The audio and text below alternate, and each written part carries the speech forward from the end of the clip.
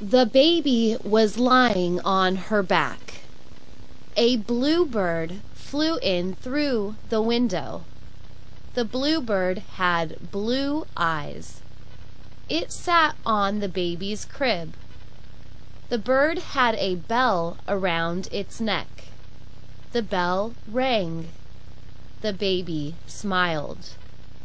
The baby reached for the bell.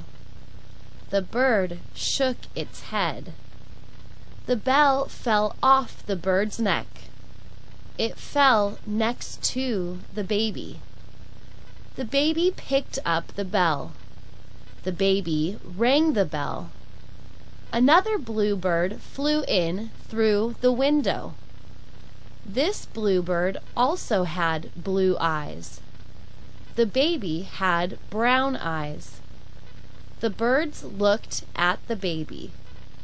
The baby looked at the birds. The baby rang the bell again. Both birds flew away. The baby started to cry. His mama came into the room. The baby smiled. Mama saw the bell. She asked the baby where the bell came from. The baby pointed at the window.